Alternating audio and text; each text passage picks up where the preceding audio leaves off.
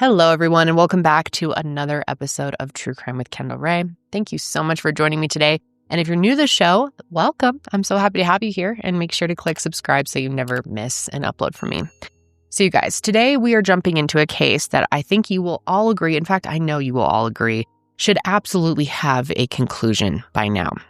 It's been over a decade at this point without any justice and without any answers. Today, I'm going to be telling you about the disappearance of Shelley Mook, a young mother who was navigating a divorce. She was a teacher, and she was also raising her young daughter. And everything about her case is so incredibly frustrating and sad. And I just wish so badly that there were, some answers or some kind of justice for Shelley's loved ones, especially for her daughter. And her story is also one that hasn't gotten much coverage, and I really haven't seen anyone talk about it in the last couple of years. So I'm hopeful that by sharing her case today, we can maybe kind of get her name back out there. I know from my experiences working with families and talking to them that oftentimes it can feel like people have forgotten about the victim when no one's talking about it anymore. And I can see how you would totally feel like that. And I don't want that to be the case for Shelley. We have also reached out to Shelley's family to see if they're interested in a Hope grant through my foundation, Higher Hope. See if there's, any way that they can think of that we could support them. And that being said, I need to thank today's sponsor, Midas Merge, who, sponsors like them make it possible for us to offer these grants to families. Most of you probably already know that mobile gaming has become my not-so-secret guilty pleasure over the last 2 years. And especially now that it's getting colder outside, I have less time to be outside and more time to play my mobile games. And one of my favorites is Midas Merge, which I'm gearing up to play a lot of because I have about 13 hours of airtime coming up here soon. Well, I guess both ways, like 26 hours. And Midas Merge works offline. Midas Merge is a super fun match 3 and merge mobile game made by the same designers of Sims 3 and 4, and I love how the game feels never ending. There's always something new to unlock and explore, and speaking of, coming in late November, their all-new Firefly Valley is arriving. Beyond the seasonal gardens, this will be the 3rd permanent garden in the game, and it's filled with enchanting creatures. And I got exclusive early access to this new garden to show you guys, and I'm very eager to explore it more. And what's great about Midas Merge is it's free to download, it's ad-free, and like I said, it works offline. And they have a deal for you guys. The first 200 people to download with my link or QR code will unlock an exclusive Lantern Goat Level 1 directly from the new Firefly Valley. So don't miss it and download it now. And be sure to let me know what your favorite time to play is. All right, let's go ahead and get into Shelley's disappearance. And before I start, this is one of those cases where I have to tell you that everyone I speak about today is innocent until proven guilty in a court of law, which probably tells you the direction that this is going to be going and makes it incredibly frustrating. So just buckle in for that. And, it's just so hard with Shelley because we're talking about someone who really only wanted to make the world a better place, was trying to make a difference. And while doing so, she seemingly just vanished. Shelley Lynn Jones was born on June 29th, 1987, and she was originally from Erie, Pennsylvania. And people who had the fortune of knowing her say that she was very, very kind. She was also responsible and loving, and she had the most beautiful blonde hair and green hazel eyes. And her best friend Brittany said that everyone always told her she had $1 million smile. Shelley and Brittany were childhood friends, and Brittany distinctly remembers that when they were in high school, there was this good-looking older guy who sort of caught both of their attention, and he was about 6 years older than they were, quite a bit, and he had a bit of a bad boy reputation. And he was into cars and girls, and it sounded like kind of a lot of girls fawned over him. Now, the two of them first met him at a party, and since they were both, interested in him, they decided to make a bet about who he would go out with, and it ended up being Shelley. This older guy was named Tyler Mook, and I have to just say really quick, the last name Mook has really confused me. There's a couple different sources. Most sources seem to pronounce it Mook. There are a couple sources that pronounce it Mook, and just by looking at it, I would have guessed it's Mook. But I'm going to go with what the majority of sources said, which is Mook. But anyway, her and Tyler ended up going out, and the two of them were practically inseparable after this.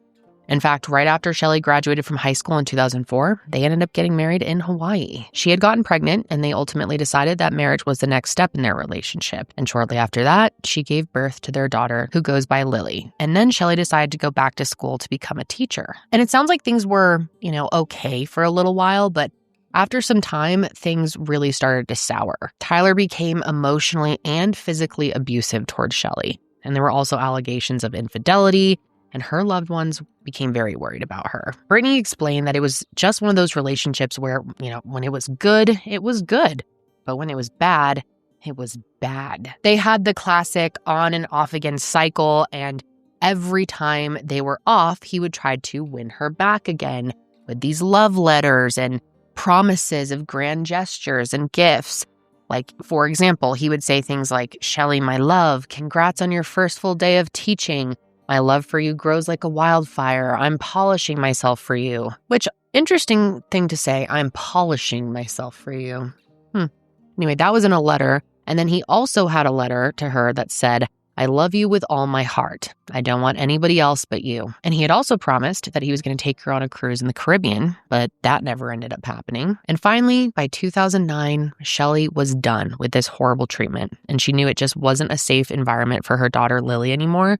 So she left him and was granted primary custody of Lily. Tyler did have visitation on Wednesdays and then also every other weekend, but for the most part, Shelley was the one who raised her, and rightfully so. And Shelley absolutely loved being a mom, and she loved her daughter, and she would have done anything for her. She even had her name tattooed on her wrist and a lily flower tattooed on her back. And by the time that the two of them split up, they had moved to Shelbyville, Tennessee, which is in Bedford County. Tyler's family lived in Tennessee, and back when things were good between them, they wanted to be closer to them. After the divorce, though, Shelley moved to Murfreesboro in the county of Rutherford. And from what I've been able to gather, it seems like she was doing really well in life. She got a job working as an 8th grade teacher at Harris Middle School, and she was loved by all of her students and colleagues. People really only had great things to say about her, especially when it came to her as a mother. Lily was the most important person in her life, hands down, and she would have never done anything to jeopardize being around her. So, of course, when Shelley didn't come to pick up her daughter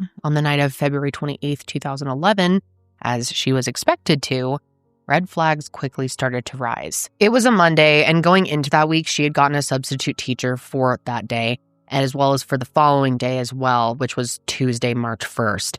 And she had just moved over the weekend into a new apartment, so she wanted to finish unpacking and take care of some appointments and just personal stuff as well. And on Monday the 28th, Shelley had a handyman coming to her place around 4:30 in the afternoon, but she never made it to that appointment. And the last anyone had seen her was between 3 and 4 p.m. when she was at Tyler's house, her ex-husband, dropping off Lily. And it sounds like he was just going to watch her for a couple of hours while she was back at her apartment taking care of a few other things, and then she was going to pick her up later that night.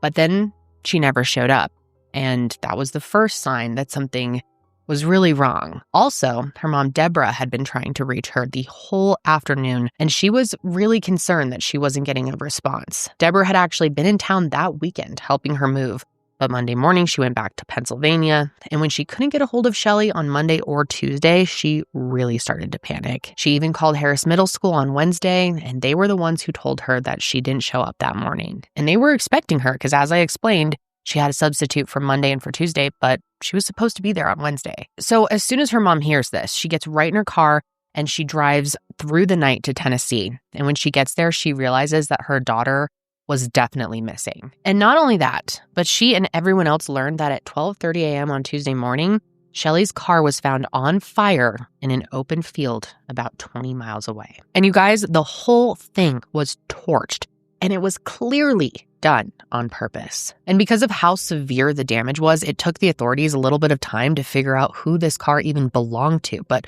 once they were able to link it to Shelley, they knew that this was a much bigger situation than just arson. This was the case of a missing woman, and I hate to say this, but over the years, it has become the assumption that she is no longer alive. And of course, you can never say for sure, but nobody in Shelley's life believes that she would have just walked away. And what makes this case so frustrating is that, in my opinion, it seems very obvious. But to this day, there is unfortunately no physical evidence whatsoever, at least that we know of, to explain where she is or what happened to her.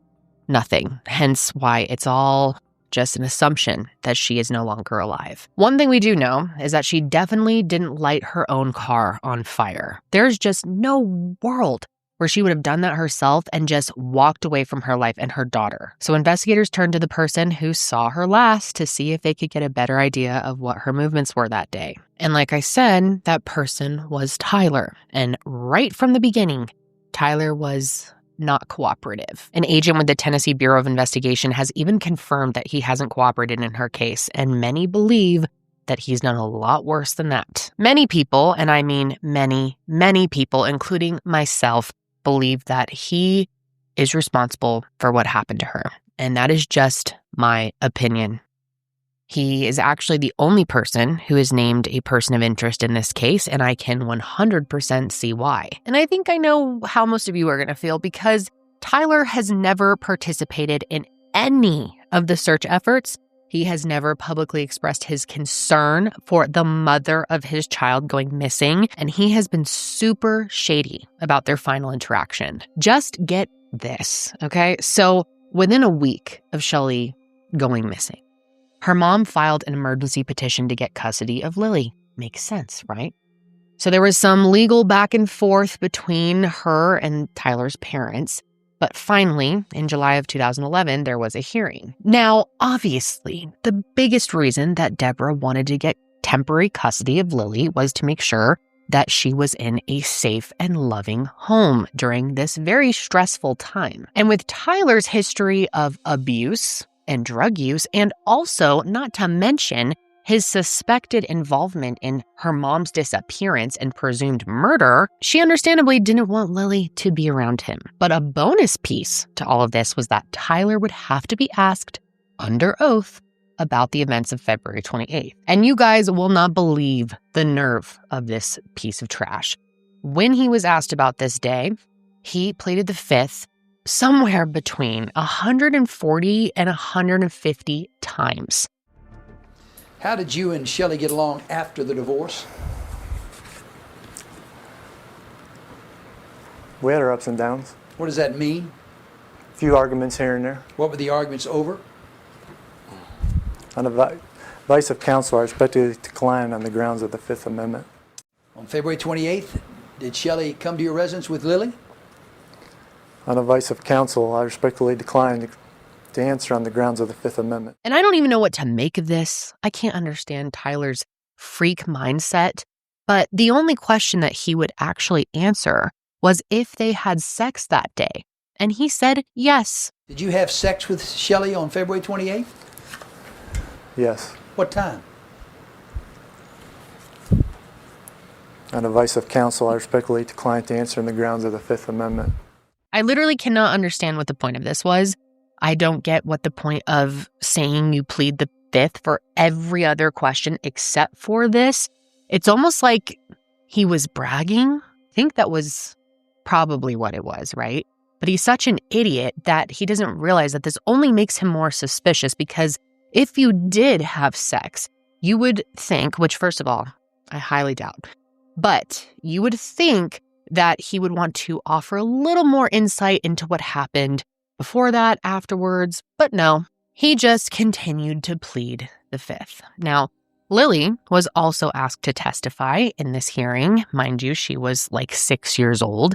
But listen to how crazy this is. It turns out that at some point in time, Tyler had given his daughter, his young daughter, a box of matches and told her to light a fire under her grandmother's bed, Shelley's mom to be specific. And apparently this was a conversation that Tyler's mom was involved with as well. Thankfully, this didn't actually come to fruition, but what the actual fuck? Asking your child to do something like this is insane on its own. Giving them the tools to do it. But you're going to start realizing that it is insane because Tyler is just fucking crazy. And thankfully, the judge realized that too. In the hearing, there was a lot of testimony about Tyler's drug use, as well as his history of verbal and physical abuse. And the judge decided that he was unfit to parent Lily due to the fact that he posed a substantial risk of harm to her. This guy, Tyler, is a real piece of shit, a real nasty, low vibrational man. Just one of the worst out there, you know? And he didn't even testify about how much he loves his daughter or say anything to try and make anyone even believe that he actually wanted custody. Because I don't think he really did. You just would think, you would hope that any father would make some kind of effort to show that he wants his child in his life, but he didn't. The court said, quote, ordinarily, a party seeking custody of his child would testify on his love for his child, his activities for his child, and his plans to acquire a home of his own in which to house his child if he was still living with his own parents. In this case, father did not testify of his love for Lily, activities for he and Lily, or future plans for he and Lily. There was testimony from someone else, though, about a time that he had road rage and was chasing Shelley and Lily from his own car, during which time he tried to swerve into them so that Shelley would have to swerve into oncoming traffic just to avoid him. There were also people who testified about his history of drug dealing and all the horrible ways he had treated Shelley. And in the end, thankfully, this all resulted in him losing custody. Deborah was awarded custody of Lily, and she moved her back home to Pennsylvania, where she was able to build a much safer, happier life. However, before she moved, investigators did bring in a child specialist to speak with her. They wanted to see if she had any memories about what happened the day her mom went missing. And turns out she definitely did. According to Lily, the two of them went over to her dad's house that day, but only her mom went inside. She was left in the car, and she remembers that her mom was upset. And then her dad ended up being the one to come out of the house and bring her inside. And when she was brought inside, he sent her straight to her room, and she was told to stay in her room and not come out. And she didn't come out. Tyler closed the door, and she stayed in there. And at no point did she ever see her mom inside the house, which just confirmed that Tyler was the last person to see her. But huge shocker here, he has a different story. In a later hearing, he starts sharing slightly more information than he had before, but don't get your hopes up. It's not that much. According to Tyler, he confirmed that Shelley came by his place on that Monday, the 28th, between 3 and 4 o'clock. He also agreed that she was upset and came into the house. He claimed that she was worried that her new boyfriend was cheating on her, but after an hour of talking, he said that she left his house to go run errands and take care of that appointment with the handyman. He also said that she was supposed to come pick Lily up around 10 p.m., but obviously that never happened. Apparently he texted and called her, but the only message he received was a response at 7 p.m. that said, "I will, babe." We don't know what that means. We don't know if that was her. And that's it. That's all he said. And to my understanding, he has not been questioned since. In fact, a private investigator, Kevin Keel, has been looking into her disappearance, and he doesn't believe Tyler has ever truly been interviewed in depth. And sadly, no evidence has turned up to push her case forward. Multiple searches have been conducted to try and locate Shelley. They even brought in the assistance of the Tennessee Bureau of Investigation, but nothing has panned out so far. A mobile crime lab went to Tyler's house 3 days after she disappeared, but it doesn't sound like anything was found there. He did move out of his house and in with his parents that day, though, which isn't a crime, but definitely weird. There was a tip about a year and a half in that brought a huge team of law enforcement to a rail yard in Cohen, Tennessee, but in the end, that didn't turn up any leads. Tyler's neighbor's van was even seized and searched, but that also came up empty. Or at least if anything was found, it hasn't been mentioned. One thing we do know is that her phone last pinged around 7:30 p.m. in the area of Beech Grove, Tennessee. I believe that's about 15 to 20 minutes away from Tyler's place, and there's just no reason that she would have gone there voluntarily. So that's been a confusing piece of this puzzle. And then the only other thing that I could find has been this uncovered bit of surveillance camera footage that captured Tyler at a gas station 10 days after Shelley went missing. It was a few miles away from his house. I wasn't able to figure out exactly where, but he is seen pulling up in his red truck, and then he stopped at the dumpster for like 5 to 10 minutes. Unfortunately, that footage has not been released, but I don't know, you guys. Can you think of a reason why anyone would really need to spend 5 to 10 minutes hanging out at a gas station dumpster? This is absolutely just one of those cases where there are a lot of smaller yet suspicious things that suggest what happened, but because she hasn't been found, there hasn't been any concrete evidence. Therefore, justice has had to wait. And speaking of suspicious, I have to know your thoughts on this one. This is also one of the dumbest things I have heard in any of these cases, one of the biggest self-reports possible. And still, we don't get a lot from it, which is maddening. But oh my God, what a dummy. So while the custody dispute was still in progress, Tyler butt-dialed 911. How you do this, I don't know. I've thought maybe he had, I do not know. I cannot figure out how he butt-dialed 911. How do you do that? Oh my God. But anyway, he was with his dad, and they must have been working with like power tools or something, because it's hard to hear at certain points, but it's about a 20-minute call. Yeah, he called 911 and talked for 20 minutes. And only a little bit of the audio has been released. Thankfully, they recorded the whole thing.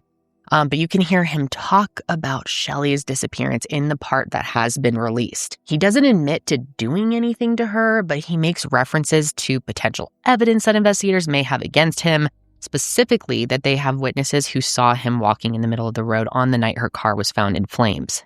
Hello? I think it's just not Debbie. I think it's the lawyer, the Joel, Debbie, the judge, the DA, and both of 2 or 3 county sheriffs and the TBI. And they know that I'm not going anywhere right now because I don't have lives. They can't prove nothing. And they know that there's a better chance of me leaving with Will. They've done their job. They trampled all over your rights. They did everything humanly possible. The situation as it was. Then here, okay, that's your part, boys. Somebody's going to pay for this. Oh, they already got a bunch of people lined up. That's what I keep hearing through the grits lines through Jason and Renee's mom and sisters. Oh, they got people seeing me leave that night. Oh, they seen Shelley's car going down the road that night. She wasn't driving. Oh, somebody seen me walking down the road in the middle of the night. Let's get a couple more of those people by running the station. Then his dumbass realizes that he had just called 911 and yapped for 20 minutes. So he's even... God, he is so stupid. He then calls back to ask specifically if that call had been recorded. I mean, just make yourself look any more suspicious, Tyler, please. What's your name? This is Tyler Mook. Okay. Did you get a call from this number here a couple minutes ago? Yes, we had an open line from it. What happens on that open line? Does it get recorded and stuff like that? Hang on just a second, sir.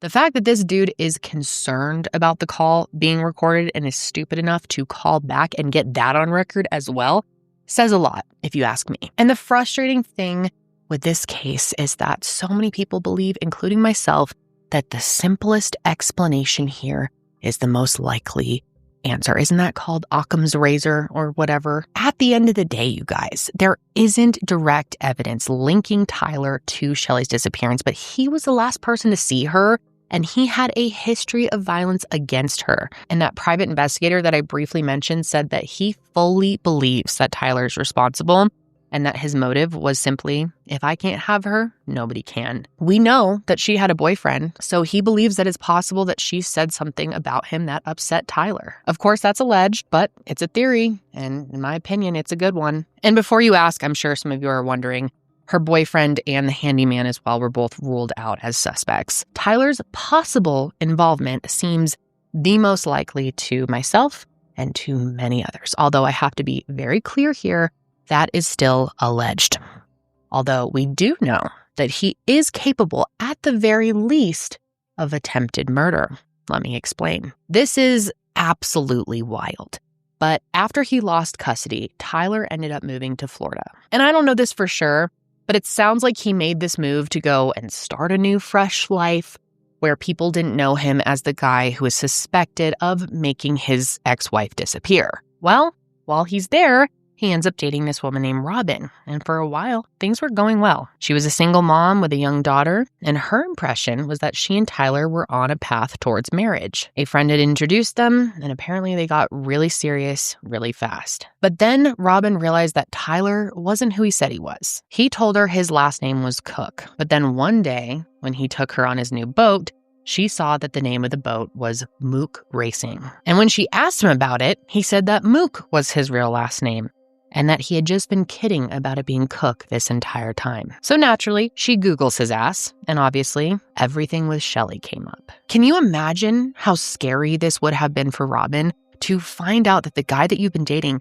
the guy that you think you want to marry, has been lying about his last name, and far worse than that, he is suspected of making his ex-wife disappear? Well, Robin said that she was super freaked out, especially considering the fact that she and Shelley kind of look similar. And long story short, she said that she tried to break up with him, but he smooth-talked his way into convincing her to stay. He gave her some BS story that Shelley wasn't missing. She just ran away overseas to be with the guy that she was dating. And Tyler could be incredibly convincing, I guess. But his true colors did eventually show. It was 2014, and one day, Robin, Tyler, Tyler's brother Andrew, and Andrew's girlfriend all decided to go for a little boat ride. Robin happened to be running late though, which really pissed Tyler off. So much so that when she finally got there and got on the boat, he started speeding off. They were at Indian River Lagoon, which of course, like many areas, has no wake zones for certain areas with a lot of manatees. But Tyler was just plowing through these with absolutely no regard. And as I think anyone would do, Robin told him that he needed to slow down. Well, her just telling him to slow down triggered Tyler enough that he stopped the boat. He then grabbed Robin super aggressively, and I guess she was trying to call her mom at the time, so he ripped her phone away from her, threw it, and then he grabbed her sunglasses off her head, threw those, and then threw her into the water. Then after that, he jumps into the water as well, and he starts trying to drown her. Quite literally, he is trying to drown her. At one point, she explains that he is holding her upside down in the water. And she, is fully freaking out. And he would have been successful at drowning her if his brother didn't jump in the water and save her. Andrew said that he put Tyler in a chokehold, which gave Robin the chance to swim away. She then swam to a nearby boat where these two guys managed to pull her aboard. And they actually remember that Tyler was screaming at them and looked visibly pissed. And then they got out of there as quickly as possible to keep Robin safe.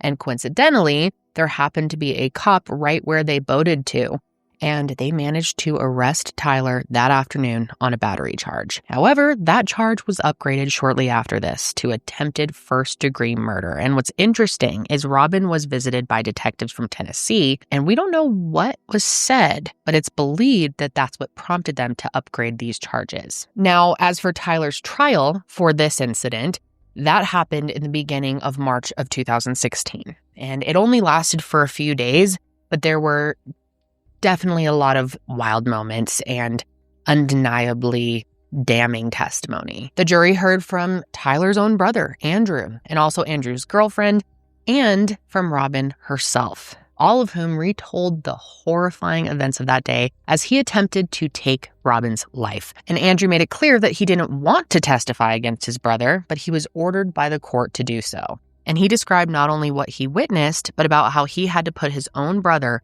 in a chokehold to stop him. And when Andrew's girlfriend testified, she said she specifically remembered hearing Tyler say, "Nobody disrespects me in front of my family. I'll kill her." And then, of course, Robin testified that day as well about how Tyler had tried to kill her. She described the fear that she felt when he threw her into the water and how she fought to try and stay alive as he continuously tried to push her under. And obviously, there was no denying that he did this. The argument here was over his intent. Of course, in the prosecution's eyes, his intention was to kill her, which I think that's most of our perspective, right? And then in the eyes of the defense, they said, sure, Tyler was mad, but he wasn't trying to kill her that day. They argued that because Robin never needed mouth to mouth and had the capacity to yell and swim to another boat, that this wasn't as brutal of an attack as she had claimed it was. But in the end, though, thank God, the jury found him guilty. Not of attempted first-degree murder, though, but attempted second-degree instead. And I thought this was really sweet and also very powerful, but Shelley's family was actually there in support of Robin. And thankfully, Tyler was given a pretty hefty prison sentence of 12 years. And of course, I think most people, including myself, believe he deserves much more, but I guess 12 is better than nothing. And I could see it going the other way where he could have easily just gotten away with this without really serving any time at all, or literally no time at all. Now, as for Shelley's case, I wish I had better news for you guys, but it seems to still just be at a standstill. Some people believe his family knows something and they're just protecting him. Others believe they don't know anything. But that being said, almost nobody in Tyler's life has spoken publicly to defend him. And in my opinion, that says a lot. He does have one friend, Erica, who does seem to believe that he is innocent. Or at the very least, she is waiting to make a judgment until there's an actual arrest. But it's like, girl, really? She says that Tyler has always been incredibly thoughtful towards her and her family, and it's hard for her to think he would be capable of this. And girl, I don't know you. I don't want to judge. I know it is hard to picture someone that has been nice to you, could be possibly involved in something like this, but it does happen. And I gotta say, it sounds a bit silly the way you're talking. We all know, including you, that he is capable of trying to kill someone. He went to jail for 12 years for that. So let's do the math here. If he's capable of trying, and all the, facts we do have on this case sort of line up a certain way, who is to say that he isn't capable of doing? And you cannot forget that at the end of the day, the only reason that Robin is still alive most likely is because Tyler was stopped. As of 2017, Tennessee District Attorney Robert Carter said, quote, "I don't think there's any doubt a crime has been committed. The issue now is, can we gather enough information, put it together to get beyond a reasonable doubt in a court of law? This is a very active case. It's being worked extremely hard. And man, I really hope so." He also says they are committed to getting justice, but they don't want to rush it. Now, of course, there is some sense of relief for everyone considering Tyler is in jail, but he's already 9 years into a 12-year sentence, meaning in a couple of years, he could be free, most likely will. He did try to appeal his sentence, of course, in 2020. Thankfully, that was denied. And of course, we don't know for sure if he's guilty of making Shelley disappear. But man, it would be really amazing if justice came in the next 3 years before he's released so that her family can finally get peace. Because if it was him, and big if there, of course, then he would never have the chance to be free again. And as a reminder, he still remains the only person of interest in this case. But what's interesting is it has been speculated that maybe someone else could have been involved, because that private investigator I mentioned earlier made a good point that if it was Tyler who did this and he was the one who burned her car, he would have needed help getting home because it was about 20 minutes away from his house where the car was burned. So someone likely would have had to pick him up, right? And also, who was watching Lily? Not that I'd be shocked if he left Lily home alone. Honestly, that's kind of my guess. But if he did walk 20 miles home, I would really hope that someone was at the house watching Lily during that. But if you think back to that 911 butt dial, he said that investigators have witnesses who saw him walking in the middle of the road that night. So that makes you think, was he really walking all the way home, or was he walking to a certain point and someone picked him up? I don't know. That call alone just says so much about his possible involvement, in my opinion. I don't know. I just wonder if there's more to this. And according to the NamUs website, there is a $20,000 reward for information leading to the arrest and conviction of Shelley's killer. And I truly hope that we don't have to wait 14 more years for answers. Currently, Shelley would be 39 years old. She is 5'7". She weighed approximately 160 pounds, had blonde hair and hazel eyes, as well as 2 tattoos, one on her wrist that said Liliana and a lily flower with a stem going down her back. If you have any information at all on her disappearance, please contact the TBI at 1-800-824-3463. Before I go, I did want to let you know that her daughter appears to be doing really well in life. She's an all-star volleyball athlete and received a full-ride scholarship to play in college. And I have to say, she is the spitting image of her mother. Truly so, so, so beautiful. And Lily, if you happen to see this, I just wanted to send you my best and say that I am just so sorry for everything that you have been through. The fact that you have been able to, do so well at a young age in your life after, going through the experience you have and not having answers or justice to this day, it must be incredibly painful. I also wanted to say that my team over at Higher Hope is going to be reaching out to you. We would love to get you a Hope grant if that can help you in any way. And hopefully we can be in touch and talk soon. And man, do I hate ending episodes this way with no ending to it all, no justice, no answers. It's incredibly frustrating, but these are, the cases that really need the coverage. So thank you all for tuning into this episode. I really appreciate it. I'm sure Shelley's loved ones do as well. But that is going to be it for me today, guys. I also wanted to let you know that I will not be here next week. I am going on a little baby moon with my husband because I am now 20 weeks along. I can't believe it. I'm halfway through this pregnancy. Also, if you didn't hear the news, I posted it to Instagram, but if you don't follow me, I'm having a little boy. And I'm very excited. I cannot believe I'm actually getting to be a mother of a boy. So yeah, I'm just really, really, really thankful and, going to take some time to reflect on, this experience and what's coming next and just spend some quality time with my husband before we welcome another one into the chaos. But yeah, I'm so excited. And thank you guys for all your support. It just means the world to me. You have no idea. I feel very, very lucky to have just such an amazing audience who has been so kind to me during both my pregnancies. You guys are the best. But yeah, that's it for me today, guys. I hope you're having a good one, and I will see you next time.